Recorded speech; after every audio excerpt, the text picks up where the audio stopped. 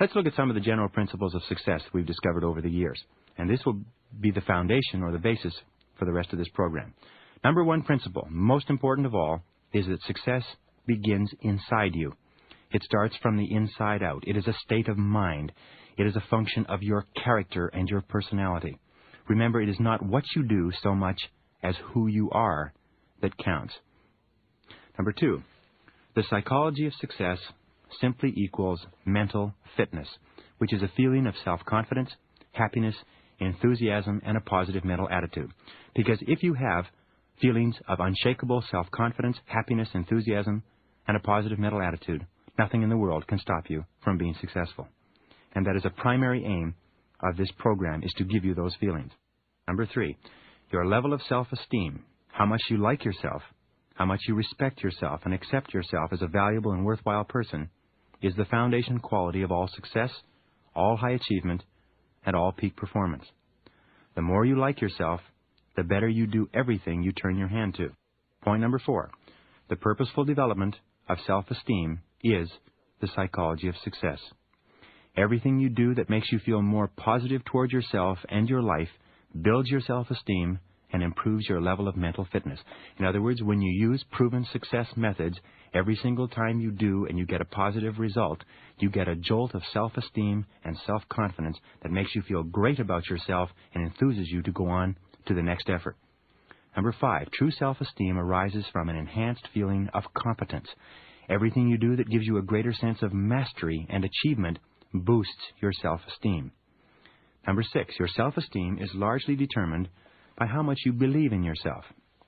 Your beliefs, more than anything else, determine your reality. You always think and act in a manner consistent with your innermost convictions. If you change your beliefs, you change your life. Henry Ford once said, if you believe you can do a thing, or if you believe you cannot, you are right. Now, your beliefs are terribly important because your beliefs edit out all information that is inconsistent with them. Your beliefs cause you to see the world in a specific way, cause you to see people and situations, and especially yourself, in a certain way.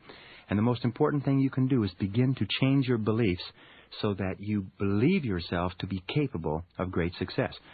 One of the beliefs that holds us back, and which held me back for many years, was that if you don't get good grades in school, you're not going to do very well in life. Because they told us that over and over again, from the first grade and the second grade and the third grade and the 10th grade and the 12th grade, and even in university we were told over and over again, if you don't get good grades in school, you won't do well in life. And you know something? Exhaustive research indicates that there is no direct correlation between success and good grades in school. Many people think that you have to be very intelligent to be successful in life. Exhaustive research shows that many self-made millionaires have only average intelligence. The reason why this helps them is because they never become impressed with how smart they are. And they're always trying to learn more. They're always curious and open and asking questions. And it's this that gets them the information that guarantees their success. Many people think you have to go to college in order to be successful. There's an enormous number of self-made millionaires and successful people in every field who never went to college. As a matter of fact, half the college graduates in America are working for people who didn't finish high school, in my estimation. Number seven, your level of self-esteem is determined by how much you believe yourself to be valuable, competent, worthwhile, respected, and important. Everything you do, every experience you have that causes you to feel more valuable raises your self-esteem. Every experience that causes you to feel less important or less valuable lowers your self-esteem, undermines your self-concept, and impairs your effectiveness. The reason why winners are winners, the reason why peak performers are peak performers, is because they are continually doing things on a day-to-day basis that give them positive feedback and make them feel great about themselves. Number eight, the opposites of self-esteem are fear, stress, psychosomatic illness, personality problems, negativity, cynicism, mediocrity, defeat, and failure in life. In fact, I feel that almost all human problems stem from low self-esteem, stem from the fact that people don't like themselves very much. Fears of failure, fears of poverty and rejection, fears of criticism, and fears of loss that hold us back are all rooted in low self-esteem.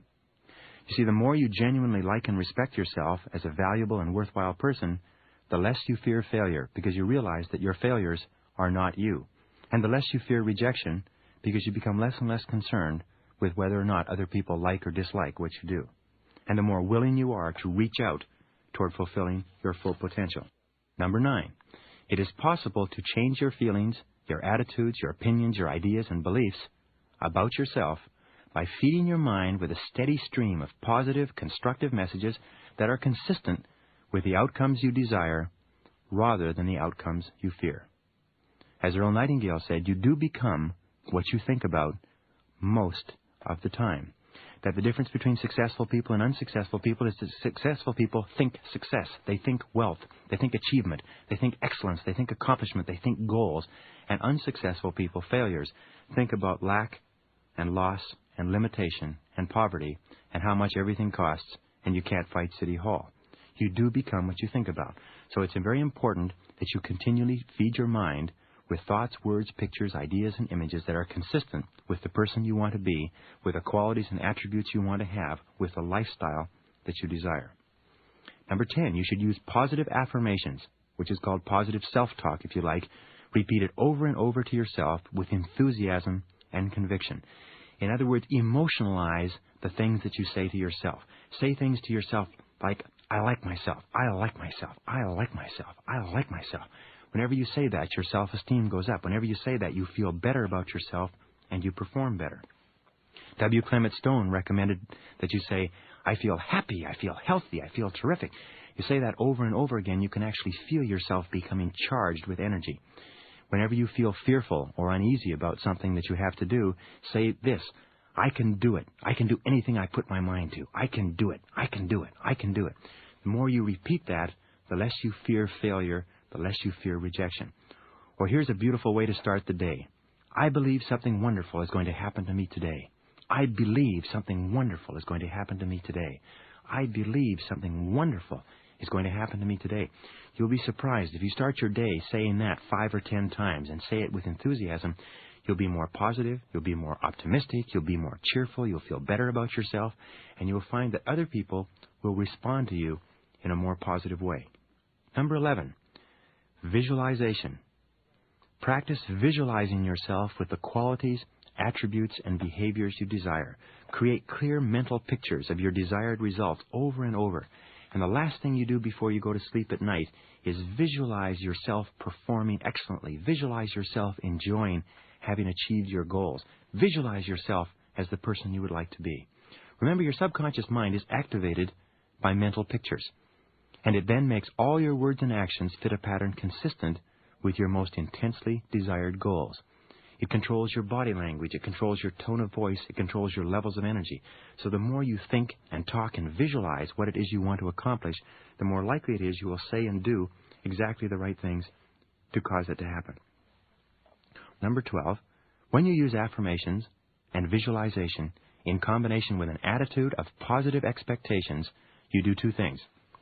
First of all, you become a positive, optimistic, cheerful person with the kind of attitude that is essential to success. And you can't imagine a really successful person who is not positive, optimistic, and cheerful. And number 2, you begin attracting into your life people and circumstances in harmony with your dominant thoughts. This is called the law of attraction. And what it says is that whatever thoughts dominate your thinking, you are going to attract people and circumstances into your life that harmonize with them. Now, this law of attraction works whether your dominant thoughts are positive or negative. So be careful. If you keep your thoughts positive, you'll attract positive circumstances. And if your thoughts are negative, you'll attract negative circumstances. Number 13, feed your mind continually with positive books, magazines, tapes, videos, and seminars. Avoid negative people, negative books, negative newspapers, negative magazines, negative stories. Feed your mind with positive information which helps you, which is consistent with where you want to go and what you want to be. You see, you are very susceptible to what is called the power of suggestion, and you are influenced by every suggestive element in your environment. You're influenced by what people say and the books you read and the newspaper headlines and the news on television. And if you do not consciously keep your suggestive environment positive, it will tend in our society to be predominantly negative. Number 14, associate with positive, cheerful, optimistic, success-oriented people. Remember, birds of a feather do flock together, and the choice of negative people to associate with can condemn you to a lifetime of failure and underachievement. Dr. David McClelland at Harvard University found in 25 years of research that the choice of a negative reference group, the people that you associate with and identify with, can sink you in spite of all the education and opportunities and advantages that are given to you. Remember, you can't fly with the eagles if you scratch with the turkeys. Get around winners. Get around positive people. Get away from negative people. Get out of negative corporate environments. Get out of negative relationships. Don't associate with losers. It doesn't matter how long you've known them. If you associate with losers, you will be a loser. And if you associate with winners, you will be a winner. And by the way, sometimes people say, well, if I disassociate myself from my friends, how am I going to meet successful, positive, winning human beings? Don't worry about it. If you start thinking success, if you start feeding your mind with a steady stream of messages that are consistent with success, if you start visualizing yourself as successful, you will attract, by this law of attraction, you'll attract into your life people who are like yourself. Number 15, act the part. Pattern your conduct, behavior, and actions after successful people if you want to be successful. And this is the key to the psychology of success. I found that if you don't believe in yourself, and most of us start off not believing in ourselves, plagued with self-doubt and feelings of inferiority, it's hard to start. It's hard to start believing in yourself. It's not enough to say, believe in yourself, the way all the motivational speakers say. It's not enough, because most of us start off not believing in ourselves, and an admonition from outside doesn't help us. Remember, success starts from within, not from without. If you have low self-esteem or a poor self-image, or if you lack self-confidence, as I did, as everybody does initially, it's very difficult to change merely by thinking about it. However, I discovered that even if you don't feel like a success to start with, if you will act like a success, and if you will do the same things that successful people do over and over, you will eventually begin to feel positive, self-confident, competent, and unafraid of anything. This is remarkable. It means that you can act your way into feeling high levels of self-esteem by doing the same things that people with high self-esteem do. You see, if you feel in a particular way, you will act that way. But if you don't feel like it, you can trigger the feelings by performing the actions. And the subconscious accepts the actions as a command and then will generate the feelings within you consistent with them. If you act self-confident, soon enough you will feel self-confident. If you act boldly, you will feel bold. If you act with courage, you'll feel courageous. And if you act happy, you'll feel happy. Mental fitness is like physical fitness. It can be learned through repetition and practice. Remember, mental fitness is positive self-esteem, high levels of self-confidence, and courage. And you can learn it by practicing. This was the secret that turned my life around. And I've since learned that it's the key reason for the success of thousands of ordinary men and women.